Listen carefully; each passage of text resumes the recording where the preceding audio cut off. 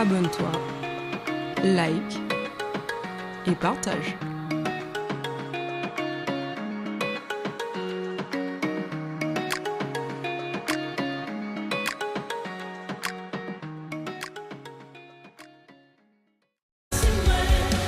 Alors voici les îles se réveillent et entraînent les nations.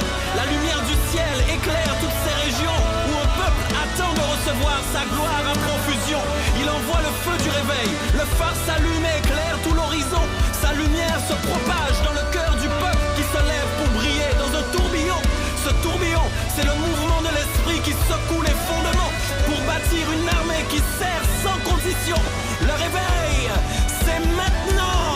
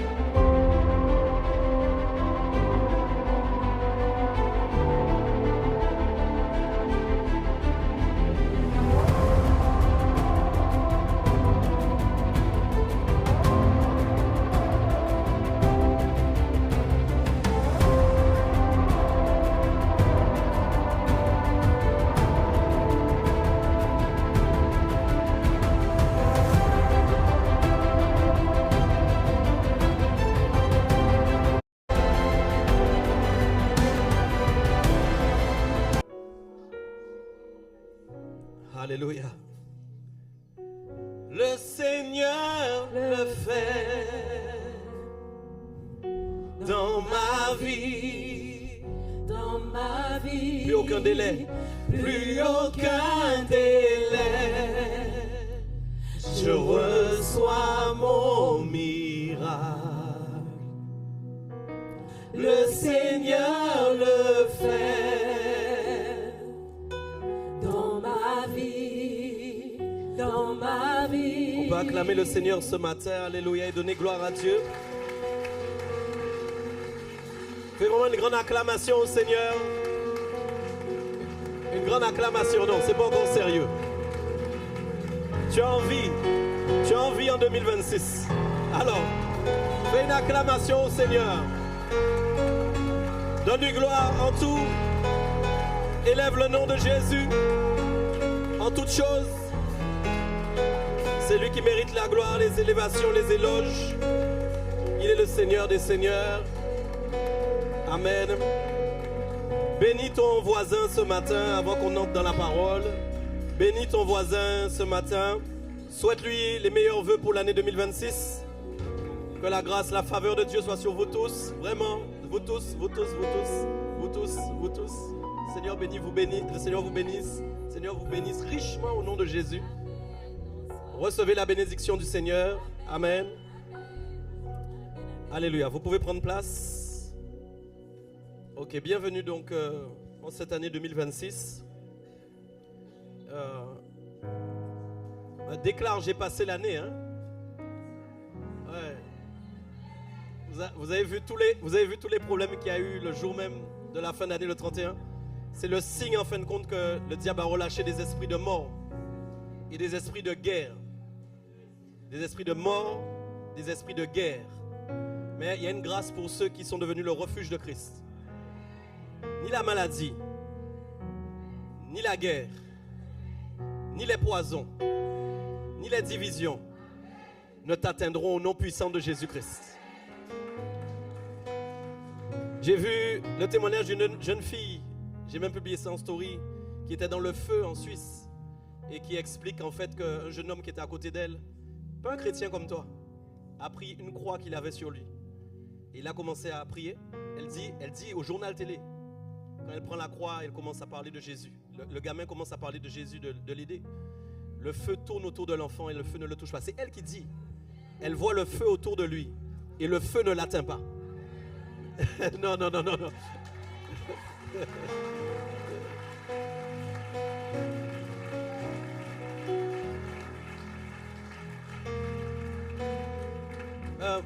Ne laissez jamais le passé ou les mauvaises expériences agir dans votre présent. Jamais au nom de Jésus. Vous avez quelque chose que Dieu vous a donné de spécial. Mais vous devez encore vous aplatir. Vous aplatir encore. Pour que Dieu vous fasse vraiment devenir ce que vous devez devenir au nom de Jésus. Il y a vraiment quelque chose pour vous en 2026. Vous devez accepter de faire un reset, un renouvellement. Ne pas bâtir du tout sur les mauvaises expériences. Et de dire j'ai grandi avec Jésus, j'ai grandi avec Dieu. Les coups que j'ai pris, ce que j'ai appris, c'était pour mon expérience, c'était pour me former, c'était pour me sculpter, c'était pour m'amener à devenir quelqu'un. C'était pour que mon caractère change, ma pensée change, ma manière de voir les choses change. Parce que j'ai un appel sur ma vie, je ne peux pas laisser mon appel s'enterrer. Je ne peux pas laisser mon appel mourir, ni à cause des gens, ni à cause des hommes, ni à cause des situations, ni à cause des incompréhensions. Mais je dois garder cette sagesse que Jésus m'a donnée pour entrer pleinement dans ce en quoi il m'appelle au nom de Jésus. Soyez vraiment bénis.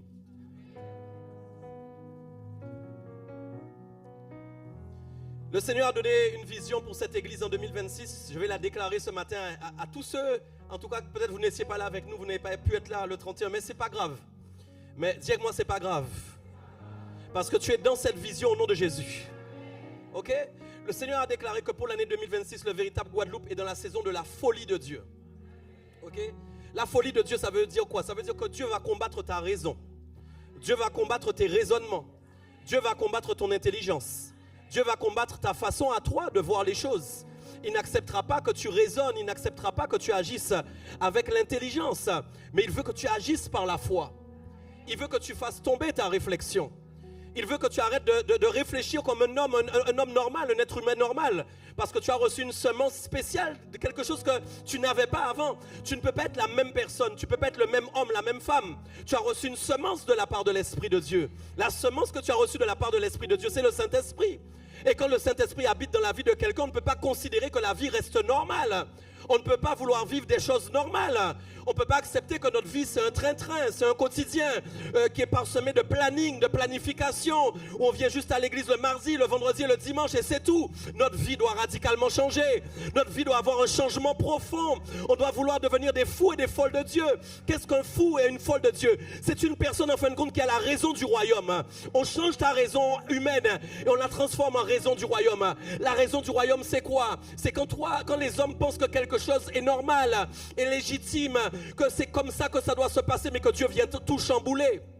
Ok, tu peux être quelque part dans un avion et que c'est pas le temps normalement d'évangéliser. Tu peux être dans un avion et voir des passagers dans cet avion. Il y a 200 personnes, il y a 300 personnes. C'est pas le lieu pour annoncer l'évangile en fait. C'est pas ça un avion. C'est fait pour décoller. C'est fait pour aller sur un autre territoire. C'est fait pour aller dans la destination à laquelle tu es appelé. Et puis voilà-t-il pas qu'en fin de compte la folie de Dieu te prend et Dieu te dit tu dois te lever, tu dois évangéliser dans cet avion. Tu dois proclamer l'évangile dans cet avion. Et ta raison à toi doit s'éteindre parce que si ta raison raison ne s'éteint pas, alors ta raison va prendre le contrôle sur ce que Dieu est en train de te demander de faire. Beaucoup de gens reçoivent des directives de Dieu et éteignent les directives de Dieu parce qu'elles n'arrivent pas à obéir à cause de la raison. Parfois, le raisonnement vous a fait éteindre la voix de Dieu. Le raisonnement vous a empêché d'agir comme Dieu voulait que vous agissiez. Vous êtes resté dans la raison, vous êtes resté dans la logique, vous êtes resté dans l'intelligence humaine, alors qu'en réalité, votre royaume, c'est un royaume de folie de Dieu. C'est un royaume où, en fin de compte, Dieu vient casser les limites humaines. C'est un royaume, en fait, où rien ne se passe comme vous l'avez imaginé. Il y a des âmes qui ont besoin d'être sauvées. Tu es sauvé, toi, maintenant, aujourd'hui. Qu'est-ce que tu veux? Il y a des âmes qui ont besoin d'être sauvées. Qu'est-ce que tu veux? Toi, tu es sauvé. Mais qu'est-ce qu'on fait de ceux qui ne sont pas sauvés? Vous êtes sauvés, vous êtes sauvés. Pourquoi tu as cru? Le texte que Dieu m'a donné aujourd'hui, la question que j'ai à te poser en ce premier culte du mois de janvier, qui va définir radicalement toute ton année spirituelle. En qui tu as cru et pourquoi tu as cru? Pourquoi tu as cru? Beaucoup de gens se sont arrêtés à « j'ai cru parce que je suis sauvé ». J'ai cru pour être sauvé. J'ai l'assurance en fait que je vais entrer au ciel. Gloire à Dieu pour ça. Mais il y a plus que ça. Alors j'aimerais prendre la parole ce matin et demander au Seigneur Jésus d'agir par la puissance de son esprit dans cette salle. Que ton esprit puisse se mouvoir dans ce lieu et dans cette salle. Tu connais les cœurs mieux que moi-même et tu sais ce que tu dois faire dans les cœurs et dans les vies et dans les esprits. Ma prière ce matin, c'est que ce ne soit pas un culte normal, pas un culte traditionnel ni un culte religieux, mais un culte où ta présence vraiment se manifeste. Que ton esprit vienne toucher les cœurs ce matin. Que ton esprit vraiment amène les cœurs à s'humilier et à se soumettre à ta pleine volonté. Que personne ne reste un chrétien habituel, que personne ne reste un chrétien juste d'église, mais que chacun entre pleinement dans son appel, ce qu'il est appelé à faire, annoncer la bonne nouvelle, parler de Jésus. Que tu sois au centre de ce message, que ta parole soit claire ce matin, que tu touches nos cœurs et nos vies dans le nom de Jésus-Christ. Amen. Tu peux acclamer la parole du Seigneur ce matin.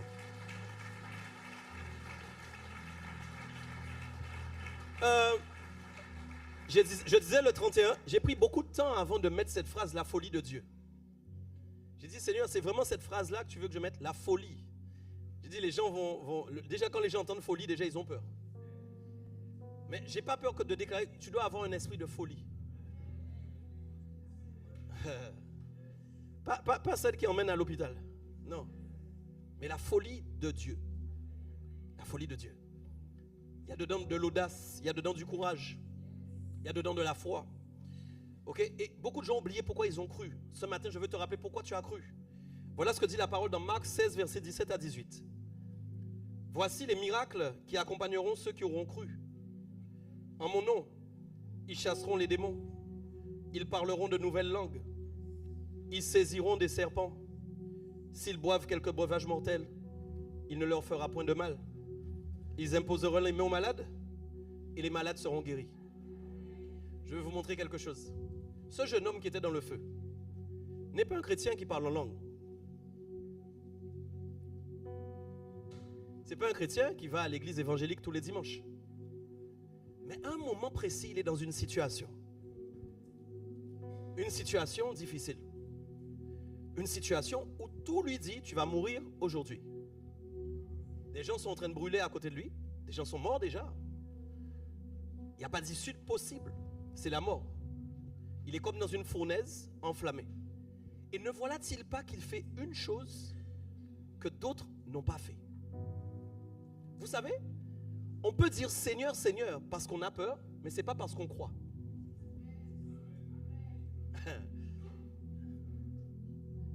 Quelqu'un m'entend? On peut entendre des gens dire Seigneur, Seigneur parce qu'ils viennent d'avoir un accident. Mais ça ne veut pas dire qu'ils croient. Mais ce jeune homme n'a pas dit juste Seigneur, Seigneur. Quand il a pris cette croix dans ses mains, il a cru que cette croix pouvait le sauver. Il n'a peut-être pas le parler en langue. Il n'a peut-être pas les révélations que toi tu as. Mais à un moment précis, il se met à avoir la foi, sa croyance, l'assurance qui est montée dans son esprit et dans son cœur qu'à un moment, s'il prend cette croix et qu'il commence à appeler le Seigneur, il peut sortir du feu. Il ne va pas à l'église toutes les semaines. Il n'est pas sanctifié comme toi tu es sanctifié. Il n'est pas consacré, il n'est pas baptisé comme toi tu es baptisé. Mais ne voilà-t-il pas qu'à un moment, le troisième homme, celui qu'on appelle Jésus-Christ, va en fait se manifester depuis la droite du Père. Comme s'il avait entendu spécifiquement, dans tous les cris qui étaient en train de se passer, quelqu'un qui commençait à croire en lui. Ne voilà-t-il pas que le feu va être sous le contrôle du Seigneur? Alors même que le feu est en train de brûler d'autres personnes, alors même que le feu est en train de se propager et que physiquement personne ne peut l'arrêter. Ne voilà-t-il pas que dans un coin, un homme, une seule personne avec un témoin visible, ce que j'aime avec Dieu, c'est qu'il y a toujours un témoin oculaire de sa gloire et de sa grâce. Ce n'est pas l'enfant qui a raconté ce qui s'est passé, c'est un témoin qui a raconté ce qu'il a vu. Oh my God. Et voilà pourquoi il dit, vous serez mes témoins. Tu me comprends bien, vous serez mes témoins. Il ne fait rien sans témoin. Il ne fera rien, même toi au travail, là où tu travailles, je sais que c'est difficile, mais il y a une gloire qui vient dans ton travail. Il y a quelque chose qui vient dans ton travail à cause de ta présence.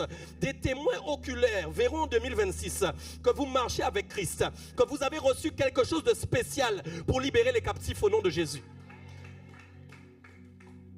Il y a toujours un témoin qui va raconter ce qu'il a vu. Et c'est là la gloire de Dieu.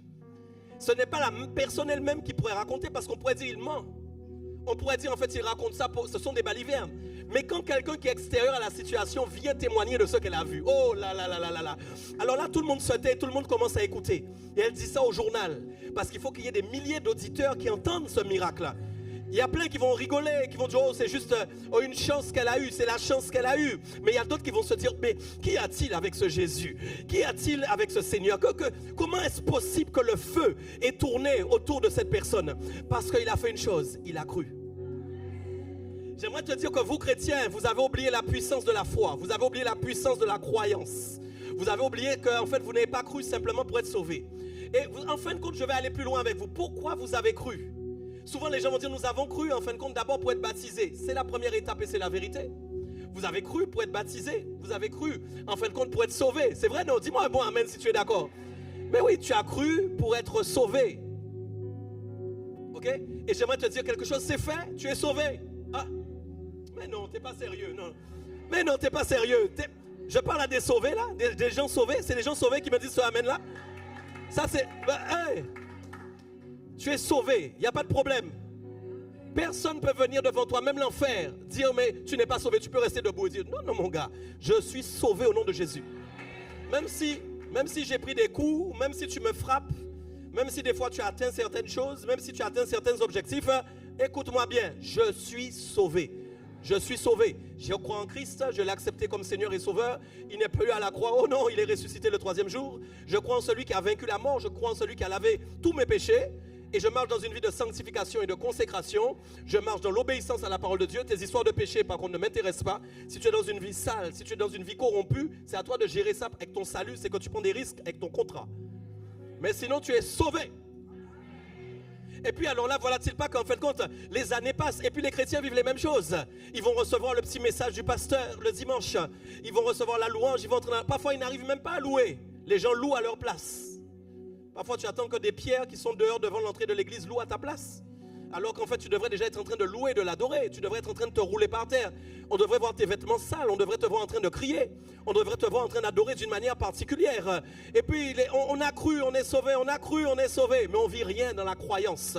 En fait, tu n'as pas cru juste pour être sauvé. Tu n'as pas cru juste pour aller à l'église. Tu n'as pas cru juste pour être un suiveur. Tu n'as pas cru juste pour voir des gens faire des choses et que tu regardes dans leurs yeux ce qui se passe et ça ne se passe pas dans ta vie. Tu n'as pas cru en fin de compte pour juste entendre parler de ce que Dieu est capable de faire et que toi-même tu ne le vives pas. Tu n'as pas cru pour ça. Tu as cru pour vivre quelque chose. Tu as cru pour expérimenter une présence. Tu as cru pour avoir un témoignage. Tu as cru pour voir Dieu faire des miracles et des prodiges. Et parfois les gens n'ont pas de confiance en eux. Parfois ils ont peur. Mais on ne te demande pas d'avoir confiance en toi. On te demande d'avoir confiance en Christ. Si tu n'as pas confiance en toi mais que tu as confiance en Christ, tu auras confiance en toi. Est-ce qu'on est d'accord? On ne te demande pas d'avoir une super confiance en toi. On te demande de croire en Christ. On te demande de croire en ses capacités, en sa puissance. C'est en ça qu'on te demande de croire. Donc voilà ce qu'il dit, écoutez-moi bien, les miracles qui vont accompagner ceux qui auront cru. C'est-à-dire qu'il y a un accompagnement dans la vie des gens qui croient. Il y a quelque chose qui accompagne les gens qui croient. Il y a quelque chose qui accompagne les gens qui croient. Ok, c'est-à-dire tu es accompagné d'une autre présence. Tu es accompagné de quelqu'un qui peut faire des choses avec toi. On ne le voit pas de nos yeux. On ne peut pas tout le temps le sentir. On ne sait pas qu'il est là. Mais parce que tu es là, il est là. Beaucoup de gens n'ont pas compris que parce qu'ils sont là, il est là. C'est pas à force de l'appeler, hein. Il ne descendra pas. Hein. Seigneur, viens. Attends, tu as cru qu'il descendait? Il est assis à la droite de Dieu. Il est assis. Dis avec moi assis. Dis avec moi assis. Et toi, tu veux le faire se lever. Pourquoi? Il était déjà debout, il était levé déjà sur terre. Sa place n'est plus à être debout sur terre. Mais il est assis à la droite de Dieu. Là où on passe, le côté droit, les offensives. Les armes offensives de Dieu. Tu es là ou pas? C'est-à-dire que quand tu es accompagné, tu n'es pas accompagné de la défense. Quand tu entres quelque part, tu n'es pas accompagné de la défense. Tu n'es pas là. Tu n'as pas compris ce que je t'ai dit. Quand tu entres quelque part, tu n'es pas accompagné de la défense. Tu es accompagné de l'offensive. Tu es celui qui attaque. Ouais. Tu es celui qui attaque. C'est toi qui attaques. Ok? Toi, tu es pas celui qui te défend. Tu es celui qui attaque. Tu attaques les maladies. S'il te plaît. Tu attaques les situations. Alléluia. Tu es là ou pas avec moi? Tu n'as pas besoin d'être quelque part pour guérir un malade parce que les kilomètres ne suffisent pas à tuer ton don. Tu n'es pas avec moi, s'il te plaît. Tu n'as pas besoin, ce n'est pas les kilomètres qui vont te gêner. Parce que là où tu es, là où ta voix porte, il y a un accompagnement dans ta voix. Donc même quand tu pries à distance, dans la distance, là, il y a la présence de Dieu. Tu n'as pas compris ce que je veux dire? La personne peut être en France, tu peux la délivrer au téléphone. Allô. Dans le nom puissant de Jésus. Tu peux la délivrer au téléphone. Est-ce que tu es avec moi? Vous croyez toujours qu'il faut imposer les mains aux malades? Si la personne ne veut pas que tu lui imposes les mains, ta voix suffira à la guérir. C'est pas grave.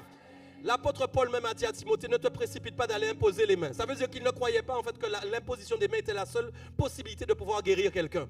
Parce qu'au son de ta voix, les maladies fuient. Au son de ta voix, les virus s'en vont. Tu es là ou pas? Au son de ta voix, les démons tremblent. Mais comment tu crois de qui tu es et qui t'accompagne en fin de compte dans cette année? Voici les miracles qui accompagneront ceux qui auront cru. Voici les miracles qui accompagneront ceux qui auront cru. Voici les miracles qui accompagneront ceux qui auront cru. C'est pas, tu comprends, c'est pas juste le baptême d'eau, c'est pas ça. Non, le baptême d'eau était la preuve que tu as choisi Jésus, tu as reçu le Saint-Esprit, gloire à Dieu. Mais maintenant, qu'est-ce qui t'accompagne? Quel est ton dossier? Qu'est-ce que tu as fait? Ok, je peux aller encore quelque part avec vous ce matin. Écoutez-moi bien. Croire, ça veut dire quoi? Se confier. Croire, ça veut dire en fin de compte avoir la foi. Croire, ça veut dire tout simplement être un croyant. Vous voyez, quand on parle des croyants, ce sont des faux croyants parce que quand on dit on est un croyant parce qu'on va à l'église, on s'est trompé de croyance. On ne croit pas parce qu'on va à l'église. Beaucoup de gens vont à l'église mais ne vivent rien. Ils n'essayent même pas de... Comment tu n'as pas le droit de ne pas essayer qui t'accompagne? Allô. Tu n'as pas le droit de ne pas essayer qui t'accompagne. Tu dois essayer celui qui t'accompagne. Tu dois te lever et dire, ok, la Bible dit, tous ceux qui ont cru, des miracles vont les accompagner. Père, je n'ai pas encore vu des miracles dans ma vie. Non, je veux les voir maintenant au nom de Jésus. Je n'accepte pas, tu dois essayer. Non. Tu dois essayer. Et parfois, il va t'humilier pour que tu lui fasses encore plus confiance. Parfois, il ne fera pas toujours ce que tu penses qu'il va faire parce qu'il faut qu'il t'humilie. Parce qu'il ne faut pas que tu voles sa gloire. Parce qu'il ne faut pas que tu commences à dire que c'est toi qui fais. Parce qu'il ne faut pas que tu commences à dire que c'est grâce à ta puissance que tu le fais. Il ne faut pas que tu commences à dire ça. Mais parce que toute la gloire lui est due, toute la gloire lui revient. Est-ce qu'on est toujours d'accord? Est-ce que tu imagines que cet accompagnement provient d'un siège où il est assis et qui descend sur la terre et à côté de toi? À travers l'esprit que tu as reçu dans ta vie. Oh mes amis. Ok, la croyance, c'est la persuasion que quelque chose est véritable. La croyance, c'est la persuasion que quelque chose est véritable. Quand tu es persuadé que c'est vrai, rien ne peut t'arrêter. Et beaucoup de gens n'essayent pas parce qu'ils ont de l'incrédulité, ils ne croient pas. Ok? Cette église va entrer dans une puissante évangélisation cette année. Oui. Lève ta main droite. Ta main devient une main de guérison au nom de Jésus. Laisse-la lever. Ta main devient une main de guérison au nom puissant de Jésus. J'ai déclaré ta main devient une main de guérison au nom puissant de Jésus. Ta voix devient une voix de guérison au nom puissant de Jésus. Ta voix chasse les démons au nom puissant de Jésus. Parce que celui qui t'accompagne est puissant. Amen. Tu peux baisser la main. Marc 16, 19, 20 dit, le Seigneur, après leur avoir parlé, fut enlevé au ciel. Et il s'assit à la droite de Dieu. Et ils s'en allèrent prêcher partout. Le Seigneur travaillait avec eux et confirmait la parole par les miracles qui l'accompagnaient. C'est très intéressant de voir en fait quel type d'accompagnement tu as. Ok? La Bible dit en fait que le Seigneur fut enlevé au ciel et il alla s'asseoir à la droite de Dieu. Donc il est monté et puis il s'est assis et puis sa mission était accomplie. Et la Bible dit que pourtant Jésus travaillait avec eux sans être là. Le verbe travailler est très important et très fort. Ok, Dieu veut que tu travailles. Dieu veut que tu travailles. Regardez comment il est important pour vous d'avoir l'assurance que vous avez un travail qui vous fournit un salaire chaque mois. Beaucoup de gens, en fin de compte, ont peur de ne pas avoir de salaire à la fin du mois. Beaucoup de gens sont dans des difficultés, même financières, parce qu'ils n'ont pas de travail. C'est vrai, non? Donc s'il y en a parmi nous ce matin qui n'ont pas de travail, c'est normal que tu pries pour avoir un travail, parce que tu as compris l'importance du travail. Mais est-ce que tu sais que le travail n'est pas quelque chose qui a été inventé par les hommes? Le travail ne provient pas des hommes. En réalité, tu ne devais pas travailler. En réalité, tu devais te reposer. En réalité, normalement, tu devais être là tranquille dans le jardin. Tu ne devais pas travailler. Mais tu sais très bien qu'à cause de tout ce qui s'est passé, il a fallu que tu travailles. Donc si aujourd'hui tu travailles à la sueur de ton front, c'est pourquoi? C'est parce qu'il y a eu un péché à un moment. Ok? Donc tu imagines qu'en fin de compte, tu mets tout dans le travail qui est causé par un péché et que parfois tu n'acceptes pas de travailler avec Christ qui t'attend pour travailler avec lui. Quelqu'un est avec moi ou pas? Parce que le travail le plus important, ce n'est pas celui qui te donne un salaire. Je peux expliquer parce que quand tu vas arriver au ciel, tu n'arriveras pas en disant à Dieu, tu sais, j'ai fait 17 entreprises. Et en fin de compte, dans les 17, j'ai été excellent et que je veux dire bien humble et bon serviteur. Tu es le roi des entreprises. Prends ta maison.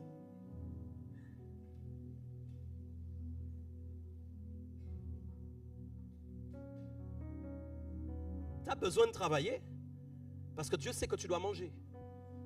Dieu sait que tu dois boire. Je vais aller quelque part avec toi, je vais te bousculer un peu, tu vas voir.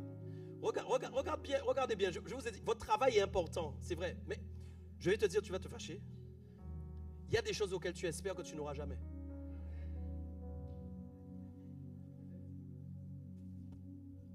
Vous avez dit des amen faux. Il y a des choses auxquelles vous espérez, vous ne les aurez jamais.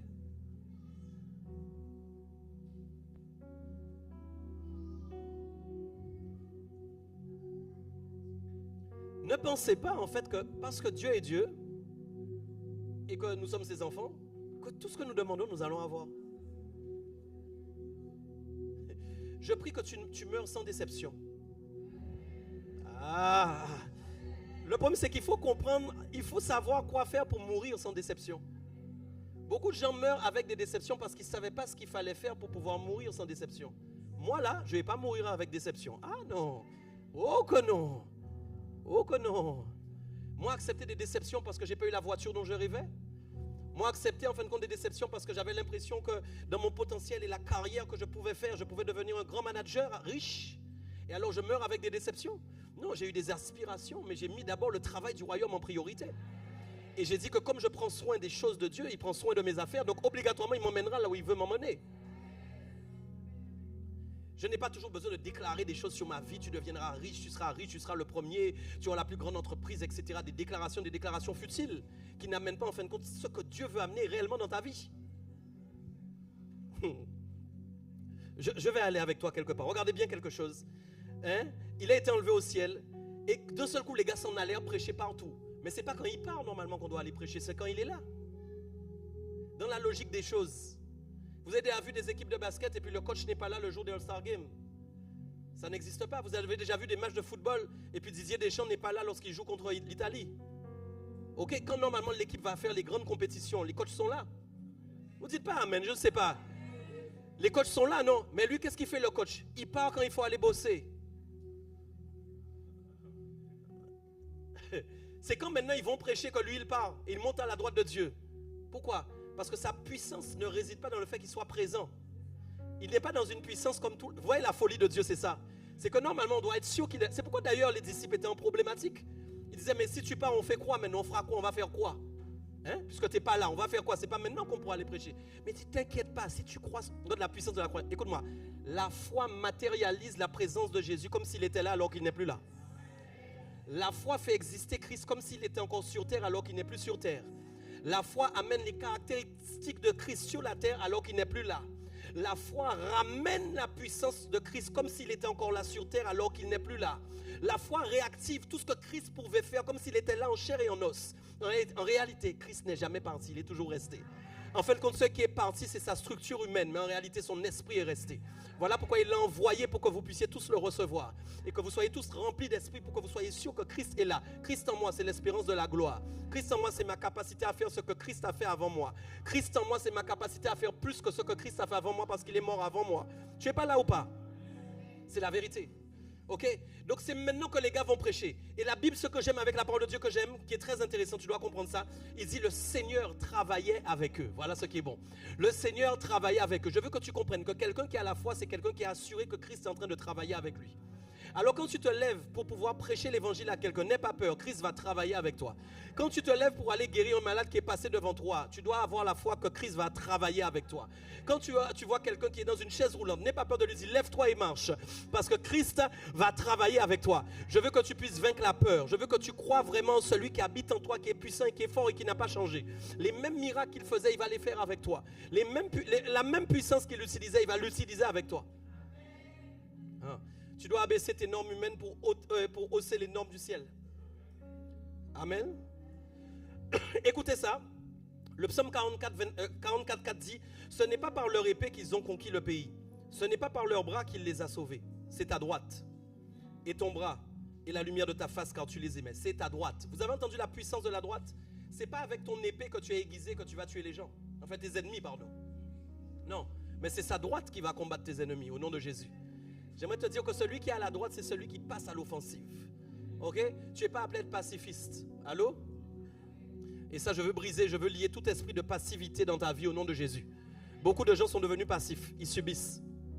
Ils subissent la vie, ils subissent les épreuves, ils subissent les difficultés. Ton appel, ce n'est pas de subir. Tu es d'accord? Ton appel, c'est de passer à l'attaque au nom de Jésus. C'est pas normal que tu n'aies pas la puissance et le caractère de te lever contre des choses qui ne sont pas la gloire de Dieu et de prier pour les chasser. C'est pas normal que tu sois dans la passivité, que tu acceptes en fin de compte qu'on te rende passif. C'est un esprit qui fait ça, c'est un esprit mauvais qui veut t'empêcher de prier, qui veut t'empêcher de te lever, qui veut t'empêcher de croire que tu as reçu. Il y a des gens même, ils n'arrivent même pas à croire que Jésus peut faire ça avec eux. Oui, Jésus peut le faire avec chaque personne qui est dans cette salle. J'aimerais vous le dire, je vous regarde bien droit dans les yeux. Vous tous là, Dieu peut vous utiliser. Vous tous là, écoute-moi bien. Peut-être qu'il y a quelqu'un assis là qui a même une plus grande onction que les pasteurs dans la guérison.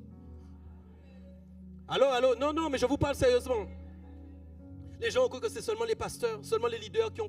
mais non, ça c'est une folie humaine. C'est pas les pasteurs, non. Il faut qu'il y ait quelqu'un qui se lève dans cette salle qui a un don même plus grand en fin de compte que les pasteurs.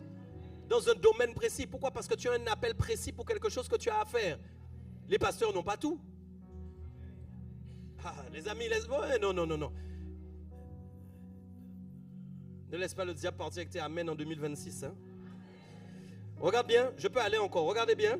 Vous savez que l'apôtre Paul a pris un serpent, que le serpent l'a piqué, que les gars ont cru qu'il allait mourir. Quand maintenant ils ont regardé, ils ont dit, mais c'est un Dieu. Pourquoi on ne vous appelle pas encore Dieu ici? Pourquoi votre vrai nom n'est pas encore sorti? Combien d'entre vous ont été déjà repérés et démasqués par les sorciers à cause de leur puissance? Combien d'entre vous, les sorciers ont dit, ceux-là on ne peut pas y toucher parce qu'ils sont trop puissants? Allô? Beaucoup de gens vont à l'église, les sorciers n'ont pas peur de faire de la sorcellerie contre eux. Ils disent c'est des rigolos. Ils ne croient même pas en ce qu'ils ont reçu.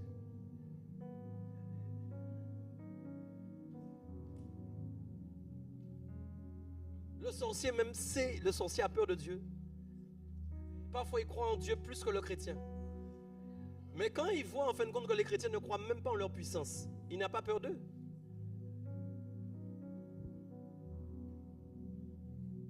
Amen. Qu'il se passe quelque chose dans ta vie. Bon, écoute, j'ai pas fini, je dois te dire quelque chose. Donc pourquoi tu as cru? Je veux répondre avec un texte. Marc 16:15. Allez par tout le monde et prêchez la bonne nouvelle à toute la création. Celui qui croira et qui sera baptisé sera sauvé, mais celui qui ne croira pas sera condamné. Donc toute personne qui a cru a fait quoi? Il est baptisé. Vous êtes tous baptisés? Qui n'est pas baptisé ici? Ok, tu dois te baptiser. Tu dois te baptiser, vous devez vous baptiser. Pourquoi? Parce que c'est la preuve que vous êtes sauvés. Ok? Venez tous les trois. Venez. Venez. Tous ceux qui ont dit nous ne sommes pas baptisés, venez. Mettez-vous face à l'église.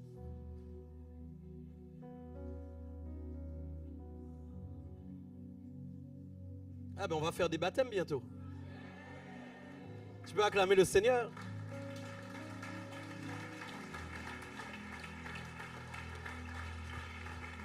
J'aimerais vous poser une question à tous.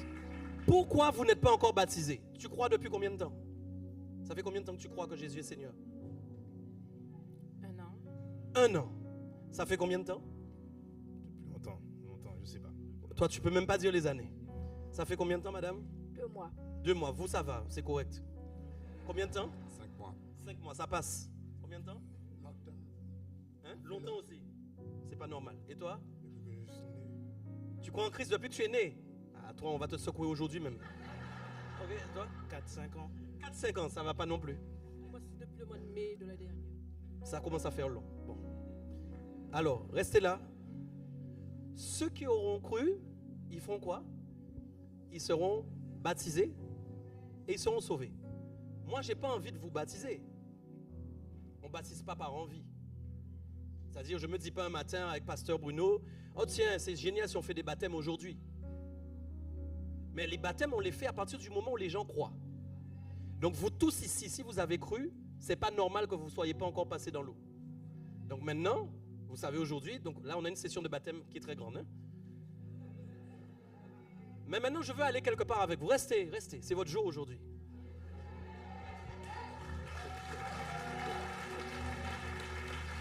Attends. Donc eux, par rapport à vous, vous tous là qui rigolez, qui dites Amen, ils sont excusables.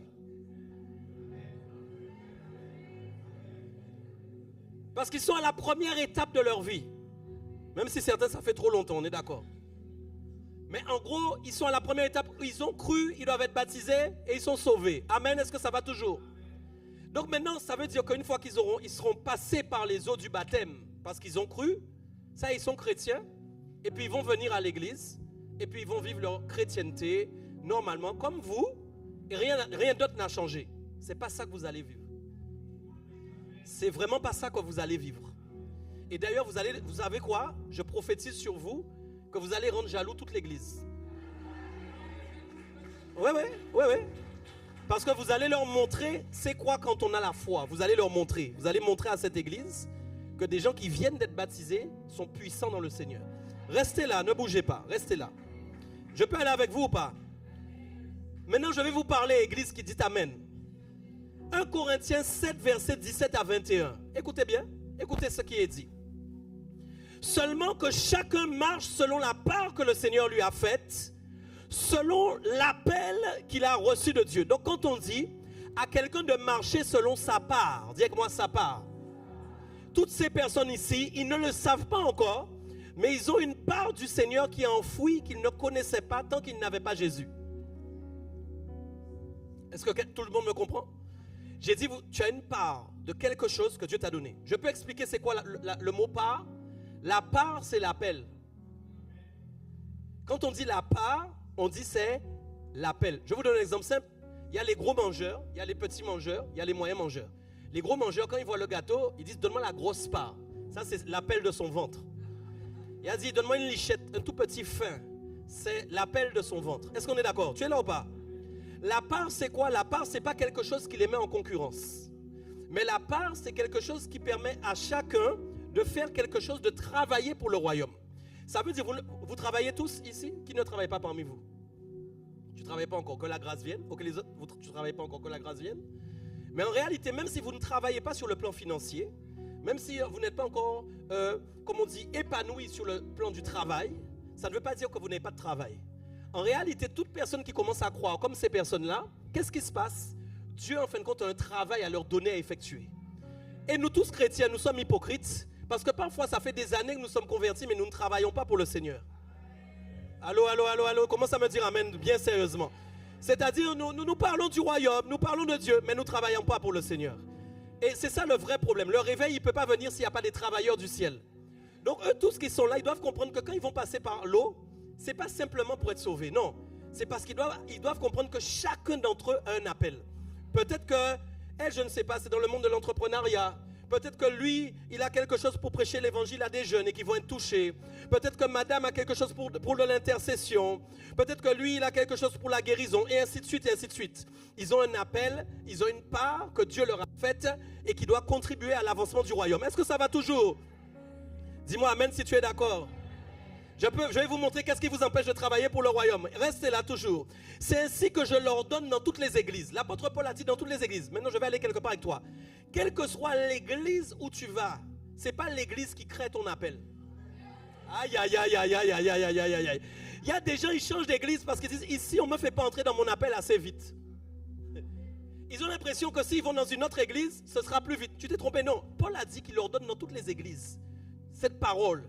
Que chacun fasse comment selon la part qu'il a. Donc ce n'est pas l'église qui crée ton appel. Ce n'est pas l'église qui fait que ce que tu as reçu se développe ou se manifeste. Non, c'est quand tu décides toi-même d'être un travailleur du royaume. Tu es là ou pas? L'église est faite pour t'accompagner. L'église est faite pour que tu sois soumis à une autorité, à prendre la soumission. L'église est faite pour que tu grandisses, que tu sois enseigné, que tu sois instruit. Est-ce qu'on est d'accord?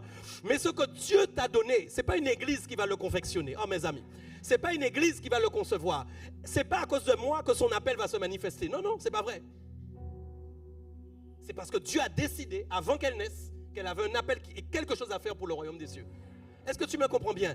Donc ne croyez jamais que quelqu'un freine votre appel. Bon, ça s'est passé aussi, parce qu'il y a beaucoup de gens qui pensent qu'on peut freiner leur appel. Moi, je ne crois pas qu'aucun homme ne peut se mettre devant Dieu et freiner l'appel de quelqu'un. Quelqu'un n'est pas là avec moi. Ça veut dire que tout ce qui arrive est en fait en train de contribuer à ton avancement. Peut-être tu as des détracteurs, peut-être tu as des opposants, mais Dieu savait que tu allais avoir des opposants. Tu as cru que Dieu s'est levé. Oh, je suis étonné, je n'avais pas calculé dans mes plans que celui-ci allait se lever contre lui. Vraiment, il faut que j'aille vite faire quelque chose pour qu'il entre dans son appel. Non, Dieu savait qui seraient tes ennemis. Dieu savait qui va se lever contre vous pour s'opposer à votre décision. Que tu vas dire, tu passes par le baptême, mais on va t'attaquer dans tes pensées. Des gens vont se lever. Quand il fait là, on entra dans une secte. Des gens vont se lever pour te dire des paroles. Ça, c'est déjà fait, non? Oui, voilà. Est-ce que vous comprenez? Votre appel ne fonctionne pas en fonction de si vous avez des ennemis ou si vous n'en avez pas. Non. Votre appel, c'est Dieu qui vous le donne. Écoutez bien. Quelqu'un a-t-il été appelé étant circoncis, qu'il demeure circoncis? Quelqu'un a-t-il été appelé étant incirconcis, qu'il ne se fasse pas circoncire? Vous êtes avec moi, Église? La circoncision n'est rien, l'incirconcision n'est rien, mais l'observation des commandements de Dieu est tout. Que chacun demeure dans l'état où il était lorsqu'il a été appelé. As-tu été appelé étant esclave? Ne t'en inquiète pas. Mais si tu peux devenir libre, profites-en plutôt. Je peux vous dire quelque chose? Premier point. La part que le Seigneur t'a faite, c'est l'appel que tu as reçu. Est-ce que c'est clair pour tout le monde? Est-ce que tout le monde peut lever la main et dire, je comprends que j'ai un appel? Mais je sais que tu comprends, mais je sais que tu ne sais pas quel est l'appel. Amen. Amen. Est-ce que quelqu'un est avec moi? Je sais que tu comprends, mais je sais que parfois tu ne sais pas. Je peux aller en deuxième point? Le salut n'est pas une obligation pour Dieu de changer toutes tes circonstances et ton état. Ça, c'est très important. Je vais répéter. Le salut n'est pas une obligation pour Dieu de changer ton état. Voilà ce qu'il a dit. Si tu es esclave, mais que tu peux profiter pour te libérer, profites-en. Non. Mais il se peut que certaines personnes soient dans un état, mais qui n'arrivent pas à profiter de sortir de cet état. Ah bon, je ne sais pas si tout le monde me comprend dans ce que je suis en train de dire. Ce n'est pas l'État qui fait l'appel. Mais l'appel permet à la personne de travailler pour le royaume, quel que soit son état. Je ne sais pas si tu as compris. En fait, qu'est-ce qui se passe? C'est que souvent vous vous focalisez sur votre état au lieu de vous focaliser sur votre appel. C'est-à-dire, vous regardez en fin de compte votre état et vous dites, mais à cause de ça, je ne peux pas le faire. D'ailleurs, beaucoup d'entre vous ici, je vous prends l'exemple des futurs baptisés qui sont là. Beaucoup disent, qu'est-ce qu'ils disent? Je dis ce que vous dites tout bas et que vous ne dites pas tout haut. Je dois d'abord arranger ma vie pour passer par les eaux du baptême. Beaucoup disent là, ils sont là. Quand mon état sera meilleur, je vais me baptiser. Parce qu'ils voient encore certains péchés.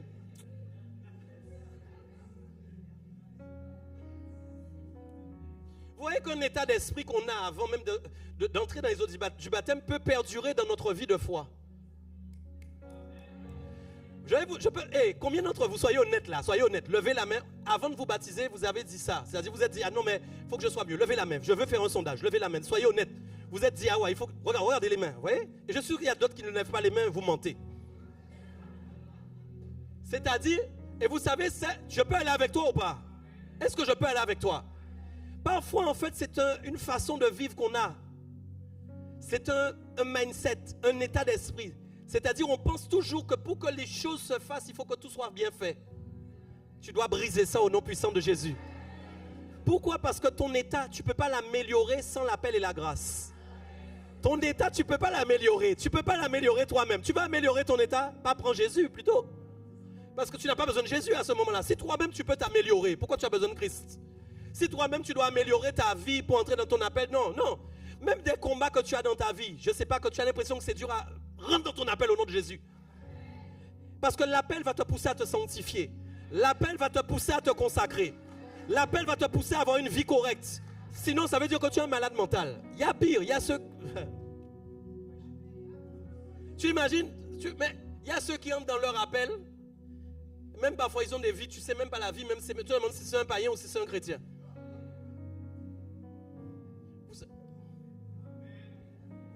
Et toi, tu as une bonne vie, tu es là à jouer avec les bords de la table. Le vernis qui doit être plus coloré. Les pieds de la table qui doivent être mieux poncés. Ni ça est qu'à rentrer, c'est qui ont plateau à tabini, quand même. Tu n'es pas là avec moi, s'il te plaît. Je veux que tu comprennes quelque chose. Je veux que tu comprennes que tu ne peux pas t'améliorer toi-même. Je veux que vous pouvez pas. Christ vous a pris dans l'état où vous étiez. Cette histoire d'aller s'améliorer, d'aller changer, d'aller ranger. D'ailleurs, souvent, ce que vous voulez ranger, le diable vient, passe derrière, il dérange. Et lorsque tu regardes, tu dis, mais j'ai encore à ranger. Tu as tout le temps du rangement à faire. Tu dois toujours ranger ta vie. Toujours des livres de ta vie à ranger. Toujours des choses à ranger. Les années passent, la vieillesse monte. Et tu es devenu un chrétien de chaise. Tu n'as aucun témoignage. Le seul témoignage que tu as, c'est que la chaise connaît tes fesses. Mais tu n'as rien d'autre. Tu n'as aucun autre témoignage. On sait que c'est toujours à cette place que tu es assis. Apprenez à changer de place aussi. Vous êtes toujours dans les mêmes places, dans les mêmes coins. Apprenez à changer, je ne sais pas. Vous êtes toujours quelque part, je ne sais pas. La même chaise. Je vous vois, ceux de Saint-Claude qui sont arrivés ici. Certains ont réservé des chaises. Je préfère toujours la même chaise. Votre appel, c'est travailler avec les chaises.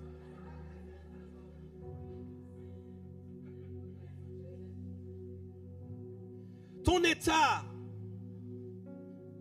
c'est Dieu qui va s'en occuper. Si tu as un cœur sincère, si tu as un cœur humble, si tu as un cœur soumis, si tu aimes vraiment le Seigneur de tout ton cœur, n'aie pas peur. C'est quand on est faux qu'on a des problèmes. Mais si on est vrai, on n'aura pas de problème. Dieu ne va pas te laisser dans le même état. Vous me comprenez ou pas? J'ai pas fini. Ça va, vous êtes debout, ça fait du bien? Restez encore un moment, on a besoin de vous aujourd'hui. Ça va? Madame, ça va? Madame, si vous avez le droit de vous asseoir, si vous voulez vous asseoir, il n'y a pas de problème. Ok? Ça va les autres? Vous tenez encore? Amen. J'ai pas fini. Écoutez la suite. Donc vous avez compris que le salut n'est pas une obligation pour que Dieu change votre état. Je peux aller avec vous sur ça. Je sais que l'heure avance, mais écoutez bien, c'est important ce que je vous dis. Il y a des gens qui pensent que comme ils sont sauvés, Dieu doit tout faire. Ça, c'est la mauvaise conversion et la mauvaise chrétienté. J'explique. Comment se fait-il qu'il ne m'a pas encore guéri? Mais comment se fait-il qu'il ne m'a pas encore sorti de cette... Mais comment? On m'avait dit que c'est... Mais comment? C'est lui qui peut tout faire. C'est le roi des rois, c'est le Seigneur des seigneurs. Mais comment? Et on demande à Dieu de changer tellement de choses.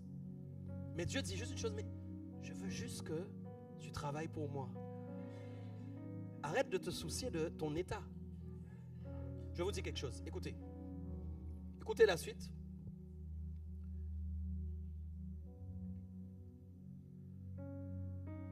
Donc le salut peut te permettre de profiter de certains changements si cela est possible. Est-ce que vous avez compris ça? C'est-à-dire que le salut nous donne la capacité, si c'est possible, de changer de vie. Je dis quelque chose. Dans votre quotidien, il y a des choses que Dieu a changées. Est-ce qu'on est bien d'accord?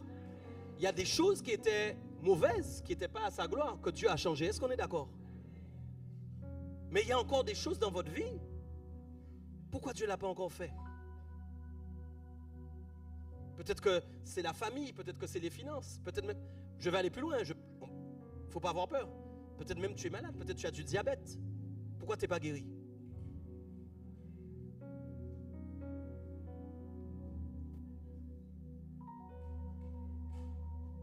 Parfois, ils ont fait toutes les conférences. On a imposé les mains à chaque... Même le plus grand prophète est venu à prier. Et pas guéri. J'ai vu une dame courir après une guérison, de conférence en conférence. Jamais guéri. Onction de guérison, à fond. Pas guéri. Qu'est-ce que Dieu veut dire à cette dame? Vous dites pas, mais quelqu'un a dit, ma grâce te suffit. Est-ce qu'on est bien d'accord? Est-ce qu'on est ensemble? Je veux que vous compreniez que il y a peut-être quelque chose dans mon corps qui n'est pas à la gloire de Dieu. Mais pour que Dieu se glorifie dans ce qui est dans mon corps qui n'est pas à sa gloire, et que cette chose devienne à sa gloire, c'est quand je peux travailler pour le royaume avec cette chose. Je crois en la guérison. Écoutez-moi bien, je crois en la guérison, je veux que les gens soient guéris, je crois que Jésus guérit les malades. Mais je crois qu'il y a des situations où Dieu fait différemment parfois. Parce qu'il connaît le tempérament de cette personne. Il connaît en fin de compte la manière de penser de cette personne. Il sait que cette personne a besoin de s'appuyer sur lui tout le temps. Et peut-être que le message que Dieu veut faire passer, c'est un gars sans bras et sans jambes qui prêche l'évangile. Et que dans son état, pourtant on voit la gloire de Dieu se manifester. Est-ce que tu es là avec moi? Que peut-être la dame est assise là parce qu'elle était fatiguée, mais que la gloire de Dieu est avec elle. Est-ce que vous me comprenez bien? Je veux que Jésus te guérisse. Je veux que Jésus prenne soin de toi. Mais je ne peux pas lui dire tu es obligé.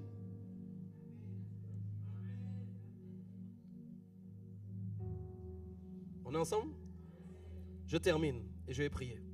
Écoutez bien. 1 Corinthiens 1,25. Car la folie de Dieu est plus sage que les hommes. Et la faiblesse de Dieu est plus forte que les hommes. Mes amis. Jesus. La dame là, c'est vos jambes qui sont faibles? Toute cette partie-là. Ok. La faiblesse de Dieu est comment? Mais non, comment? Qu'est-ce que vous avez lu dans le texte? Elle est plus forte que quoi? Elle est plus forte que les hommes. Cette dame est un homme. Mais la faiblesse qui est en elle est plus forte que tous les hommes rassemblés. Non, je ne sais pas si vous m'avez compris. Non, je ne pense pas que vous m'avez bien compris. Quand tu vois cette dame assise là, ici là, tu ne peux pas te dire, la dame là va faire des prodiges. Mais non, mais regarde, la dame elle a un âge, elle est assise, elle dit qu'elle a mal. Mais pourtant Dieu dit, cette faiblesse qui est là est plus forte que tous les hommes rassemblés. Ça veut dire que n'importe qui peut venir devant elle, cette personne doit avoir peur de cette dame. Tu es pas là avec moi? Et pendant que je prie, je crois en la puissance de Dieu. Vous avez des douleurs? Mais le Seigneur vous visite maintenant au nom de Jésus. Toutes les douleurs s'en vont maintenant au nom de Jésus. Maintenant au nom de Jésus. Je vous dis, toutes les douleurs s'en vont au nom de Jésus. Amen. Par la puissance du Saint-Esprit, dans le nom de Jésus-Christ. Donc, ce qui compte pour Dieu, ce n'est pas votre force.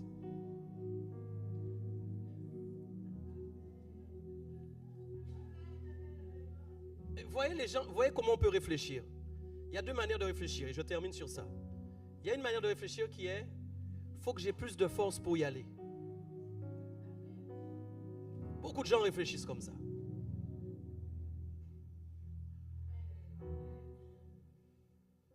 C'est une façon de voir les choses. Mais il y a une autre façon de réfléchir. Je suis faible, mais j'irai quand même.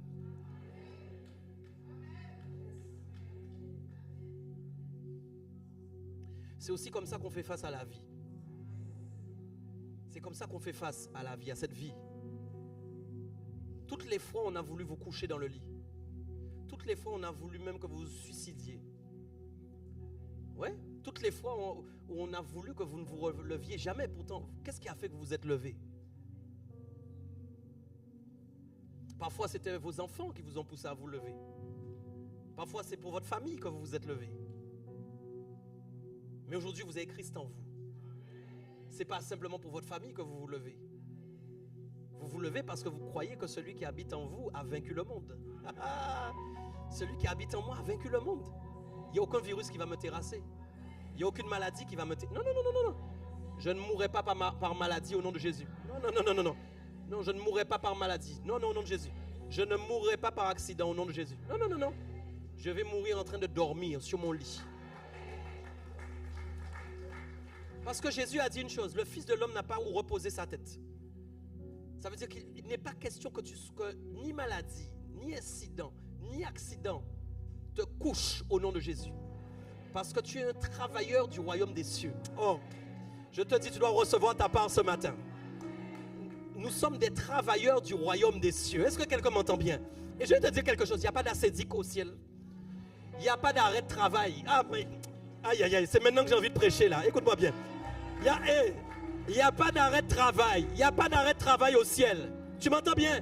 Lorsque tu tombes malade, c'est que le diable, l'enfer, veut t'imposer un arrêt de travail. Tu dois lui dire, dans mon royaume, mon chef, mon patron s'appelle Jésus et il n'y a jamais d'arrêt de travail avec lui. Si ce n'est pas Dieu même qui t'a couché pour que tu réfléchisses. Tu es avec moi ou pas? Si ce n'est pas Dieu même qui me couche pour que je réfléchisse, parce qu'il estime que c'est mon temps d'aller me reposer, il faut que j'entende sa voix. Peut-être tu es têtu, peut-être tu ne comprends pas. Ça peut arriver. Mais si ce n'est pas mon chef, le royaume des ténèbres n'a pas le droit de me coucher. Il n'a pas le droit de me coucher. Voilà pourquoi je dois travailler ma vie pour qu'il n'y ait pas de faille dans ma vie. S'il n'y a pas de faille, celui qui ne pêche pas, le diable ne le touche pas. Celui qui ne pêche pas, le diable ne le touche pas. Celui qui ne pêche pas, le diable ne le touche pas. Celui qui ne pêche pas, le diable ne le touche pas. Le diable ne peut pas te toucher. S'il te touche, c'est que tu as ouvert une porte. S'il te touche, c'est que tu ouvres des fenêtres. S'il te touche, c'est que tu fais des choses qui ne sont pas la gloire de Dieu. Peut-être tu ne pardonnes pas, peut-être tu critiques, peut-être tu fais je ne sais pas quoi. Mais tu dois mettre ta vie en règle au nom de Jésus. Tu dois sanctifier ta vie et consacrer ta vie. Si tu es droit et intègre, le diable va pas pouvoir, il va tourner autour de toi. Aïe, aïe, aïe. Il va te regarder, il va essayer de te toucher, mais il ne pourra pas te toucher. Il va espérer te toucher, mais il ne pourra pas te toucher. Parce que tu as une vie de sanctification. Tu as une vie de consécration. Tes pensées sont pures, tes actions sont pures, ta réflexion est pure, ta manière de vivre est pure. La pureté est ton partage. Tu chasses les mauvaises pensées. Tu n'aimes pas la médiocrité, les saletés que le diable veut envoyer. Tu les refuses. Tu combats le péché. Tu combats le péché. Tu luttes avec Jésus parce qu'il a vaincu le péché. Il a effacé ton péché. Ton ardoise était remise à zéro. En 2026, je te conseille, les péchés, tu dois les tuer au nom de Jésus. Pas d'impudicité, pas d'impureté, pas... Mes amis, non, je suis sérieux. Je ne sais pas si quelqu'un m'entend ce matin. Tu dois aller combattre au nom de Jésus par l'Esprit de Dieu. Tu dois aller chasser. Et travaille en même temps. Travaille en même temps. Moi, écoutez, je crois une chose avec la foi, c'est qu'en une fraction de seconde, quelqu'un peut faire quelque chose qu'il ne savait pas faire. Moi, je crois en ça. Est-ce que toi, tu crois en ça? Vous pouvez vous asseoir. Merci pour le service. On peut acclamer leur vie. Soyez bénis. Non, acclame le Seigneur plus que ça. Écoute-moi. La folie de Dieu, tu sais c'est quoi? Ce sont des choses insensées. Est-ce que tu comprends bien? Qui sont contraires au bon sens. C'est-à-dire ce n'est pas le sens normal des choses. Quand je ne suis pas dans le bon sens des choses, bon, maintenant je vais avec vous. Je peux porter un t-shirt Jésus là. Il y a beaucoup d'entre vous, vous n'êtes même pas capable de le faire. D'aller au travail avec un t-shirt marqué Jésus est Seigneur.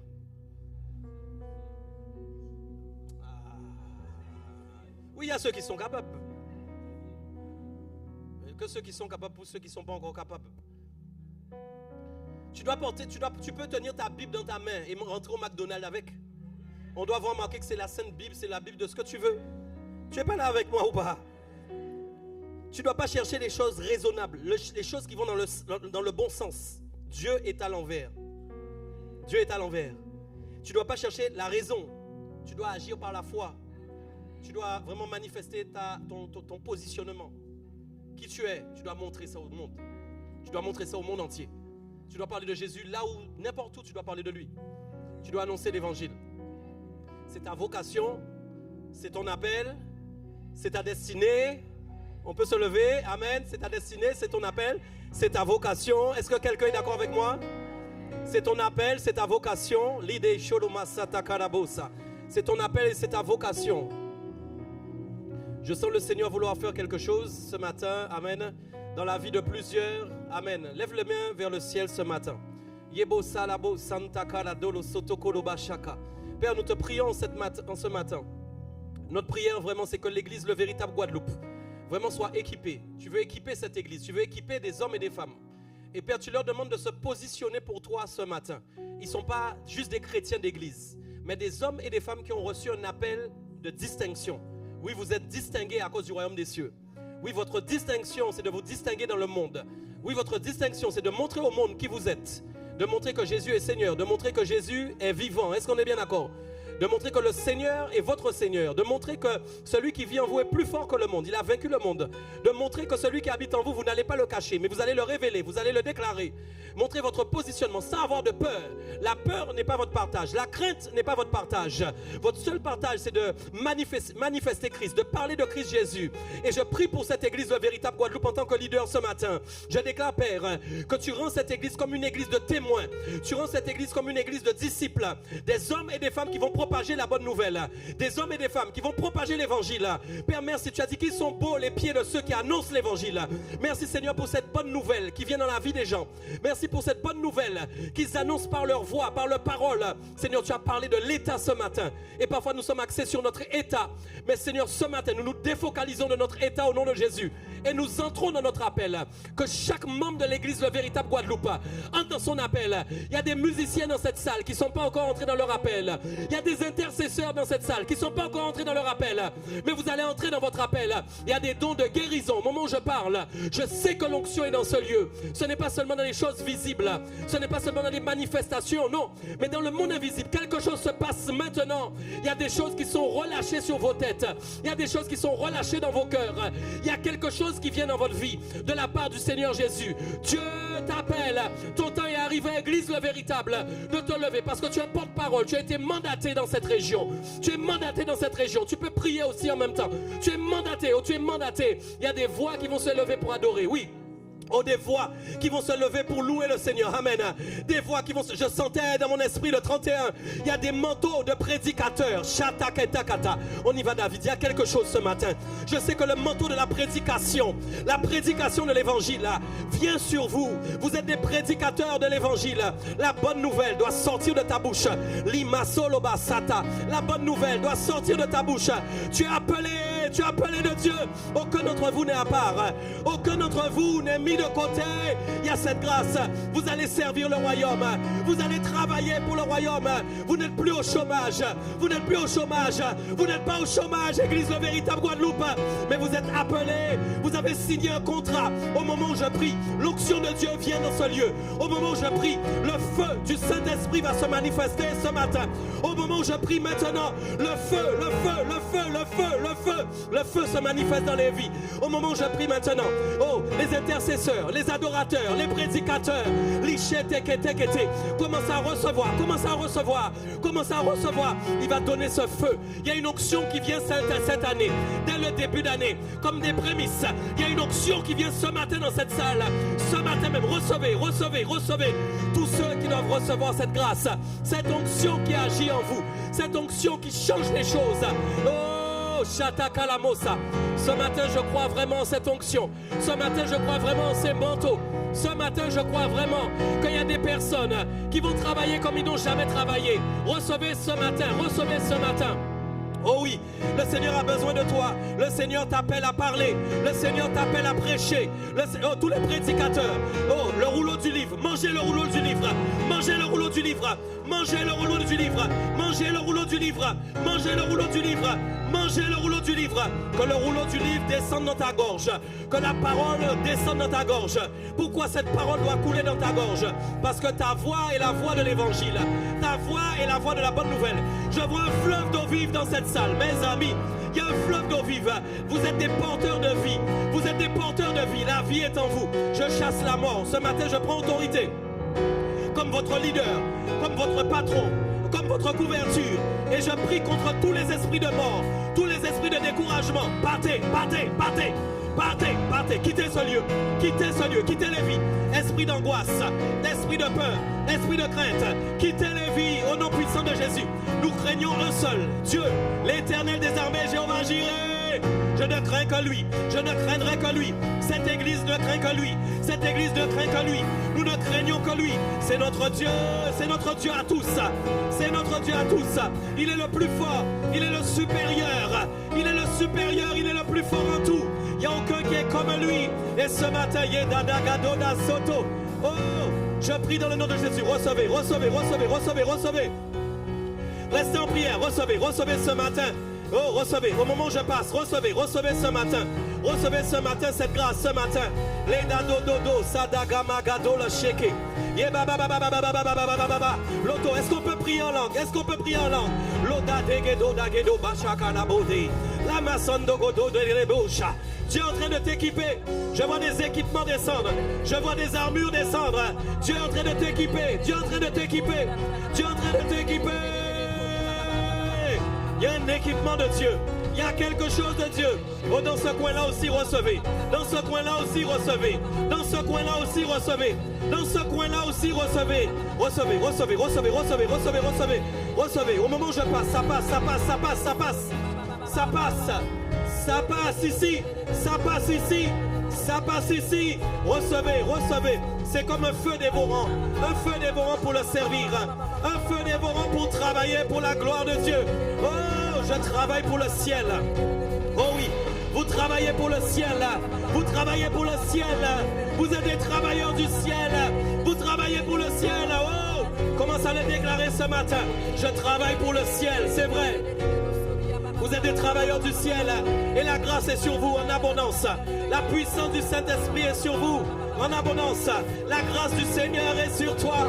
La grâce de Dieu est sur toi pour que tu travailles pour lui, pour que tu travailles pour le ciel. Oh, merci Jésus pour cette grâce. On peut prendre ce chant, alléluia.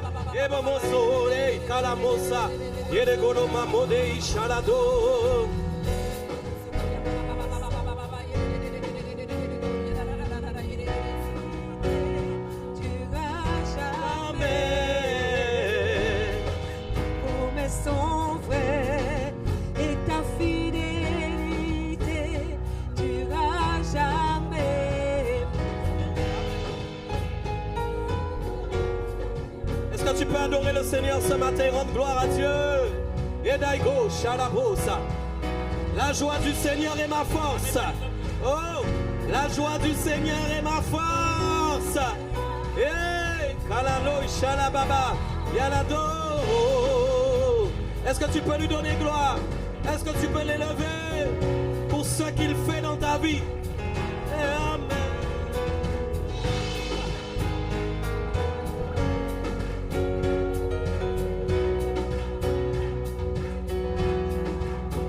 Alléluia. Tes promesses sont vraies et ta fidélité durera jamais. Tes promesses sont vraies et ta fidélité durera jamais. Tes promesses sont vraies et ta fidélité durera jamais. Tes promesses sont vraies et ta fidélité durera jamais. Adore-le ce matin. Tes promesses sont vraies et ta fidélité durera jamais.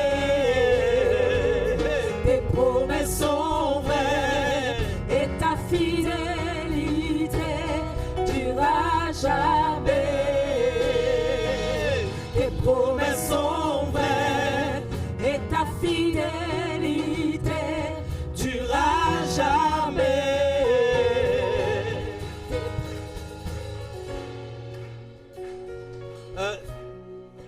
Alléluia. Durera jamais. Juste avant de finir, je dois prophétiser. Je vais prophétiser sur votre couple, Manuel et Célia. Le Seigneur me montre en esprit votre couple. Ok, je prophétise sur vous votre appel vraiment à servir le Seigneur d'une nouvelle manière. Vous avez quelque chose vraiment, il y a une grâce sur vous, une grâce pastorale. Il y a une grâce pastorale. Et je prie vraiment, tu es où Célia? Lève la main vers le ciel, ton mari est devant. Et je prie vraiment que Dieu te visite maintenant parce que cette grâce te visite aussi Manuel, que cette grâce vous visite. Que cette grâce vous visite. Il y a une grâce pastorale sur vous. Il y a une grâce pastorale sur vous. Je prie vraiment dans le nom de Jésus que vous la receviez, que vous la compreniez, que vous la perceviez. C'est pour ça que le diable est contre vous très très fort en ce moment. Parce qu'il y a quelque chose qui va se passer cette année. Dieu me montre vraiment cette année, il y a quelque chose. Oh, je sens l'onction très très fort, très très fort. Je sens l'onction très très fort. Très très fort, l'onction est très forte. L'onction est très forte, l'onction est très forte. Il y a vraiment quelque chose pour libérer les captifs. Lida Soladaisa. Que cette onction vraiment tombe sur vous, que cette onction visite votre maison, que cette onction vraiment entre dans votre vie. Cette onction est là, Libado et Shakarado. Je vais la relâcher par la foi, dans le nom puissant de Jésus. Merci pour cette onction qui vient sur lui ce matin. Merci pour cet homme, cette onction pastorale que tu relâches sur sa vie. Ouais, non, tu n'es pas fait simplement pour les caméras, Manuel, c'est pas ça. C'est pas ça. Ça c'est une chose, mais ce n'est pas ça. Il y a une grâce sur ta vie. Tu vas donner beaucoup d'amour, donner beaucoup de choses. Je prie que cette grâce te visite dans le nom de Jésus. Je vais prier pour ta femme aussi en même temps. Lidai soloba shekate kaladoroso made sondo. Tu peux lâcher la caméra, tu peux lâcher, reste fixé, c'est bon, laisse-la sur moi, c'est bon. On va prier, amen. Est-ce que, ok, je vais prier pour vous, amen, amen. Merci Seigneur, merci pour cette grâce. Je prie dans le nom de Jésus. Avant même que le monde soit fait, Dieu vous avait appelé, vous avez choisi. Je prie vraiment que cette grâce, que cette onction vienne sur vous. Qu'elle ne vous lâche pas, qu'elle soit sur vous et en vous. Je prie que vous discerniez les temps, que vous compreniez les saisons et que vous entriez dans votre appel. Dans le nom de Jésus. Merci pour la grâce pastorale. Merci pour l'onction pastorale. Merci pour la libération des captifs à travers vos vies, à travers vos bouches, à travers vos actions. Dans le nom de Jésus. Amen. Que cette grâce vous accompagne vraiment. Dieu va faire. Dieu va faire. Dieu va faire. Il y a vraiment quelque chose par rapport à votre travail cette année. Vraiment. Priez vraiment parce que des miracles vont venir à travers vos mains.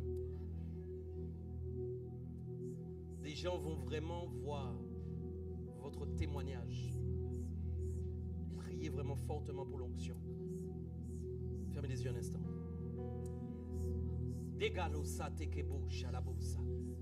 Père, que cette onction les visite ce matin. Ce sont des libérateurs.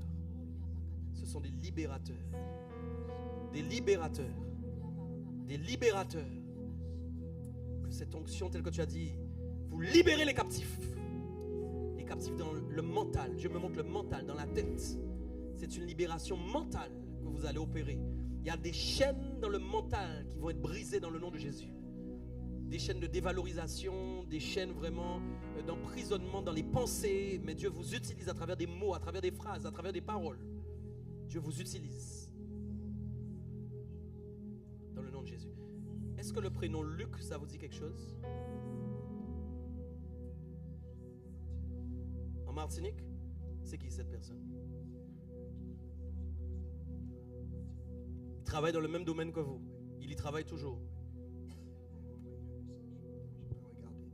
Il m'a envoyé un message ce matin, mais je n'ai pas regardé. Il faut regarder ce message. Il faut prier pour cet homme. Il n'est pas en Christ encore.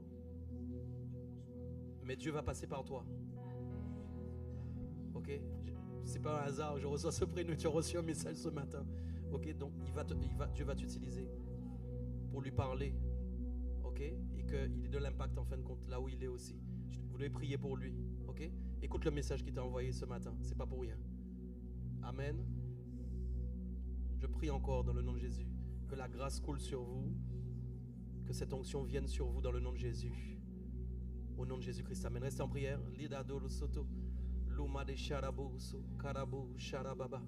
Restez en prière. Gardez les yeux fermés pour ne pas être distrait ce matin.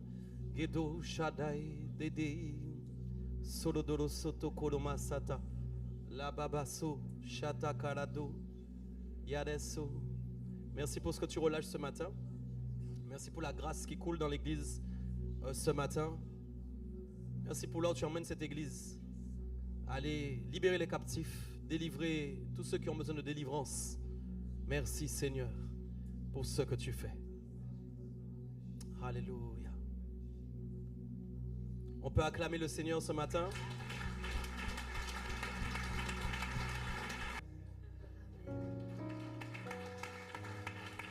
Amen. Et donc sur ces quelques mots, je vous invite donc à préparer ce que vous avez pour le Seigneur en ce dimanche. Et donc au véritable, nous croyons que nos offrandes doivent être approuvées par Dieu. Et nous devons offrir quelque chose au Seigneur à chaque culte. Ce n'est pas le montant de ce que nous donnons qui compte, mais plutôt notre désir de donner le maximum de ce que nous pouvons offrir. Enfin, nous voulons soutenir l'œuvre de Dieu, notre Église, nos dirigeants, les missions et les projets que Dieu nous mettra à cœur. Donc, les 3 formats vous sont donc proposés. Vous pouvez vous avancer. Vous avez le service d'accueil qui peut vous donner une enveloppe Vous aurez quelqu'un pour la CB si vous le souhaitez. Il est au fond en jaune. Et vous avez le scan aussi. Et il y a le RIB aussi qui est inscrit. Donc, je vous invite donc à venir avec joie et beau sourire dans la gratitude en ce matin. Amen.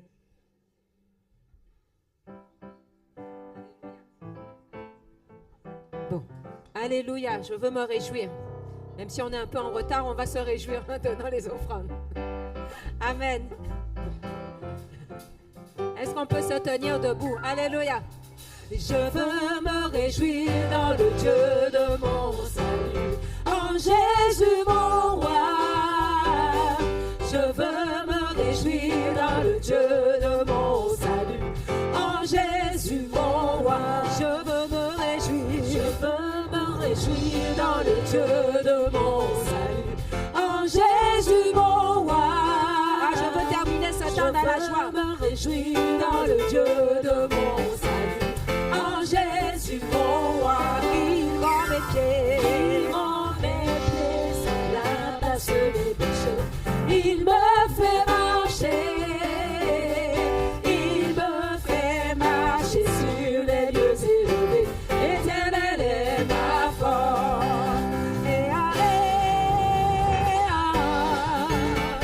Louons le Seigneur, il est vivant.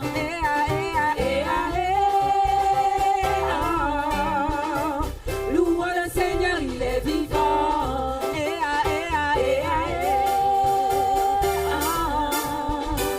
Louons le Seigneur, il est vivant. Ensemble, louons le Seigneur, il est vivant. Ensemble, louons le Seigneur, il est vivant. Ensemble, louons le Seigneur, il est vivant. Ensemble, louons le Seigneur, il est vivant.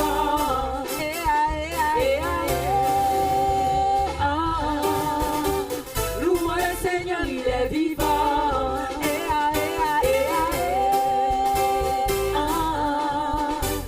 Louons le Seigneur, il est vivant. Je veux me réjouir dans le Dieu de mon salut, en Jésus mon roi. Je veux me réjouir dans le Dieu de mon salut, en Jésus mon roi. Je veux me réjouir dans le Dieu de mon salut, en Jésus mon roi. Je veux me réjouir dans le Dieu de mon salut, en Jésus mon roi. Il rend mes pieds semblables à ceux des pécheurs. Il me fait marcher. Il me fait marcher sur les lieux élevés. L'Éternel est ma force. Il rend mes pieds semblables à ceux des pécheurs. Il me fait marcher. Il me fait marcher sur les lieux élevés. L'Éternel est ma force. Alléluia. Gloire à Dieu. Merci Seigneur. Nous voulons te consacrer ce que nous t'avons donné en ce jour. Que tu puisses faire ce que tu veux par rapport à cela et vraiment que tu puisses multiplier et n'oublier personne en ce lieu. Nous voulons te rendre grâce et te dire merci pour ta fidélité si grande. Que tu surprennes chacun en cette nouvelle année au nom de Jésus. Amen.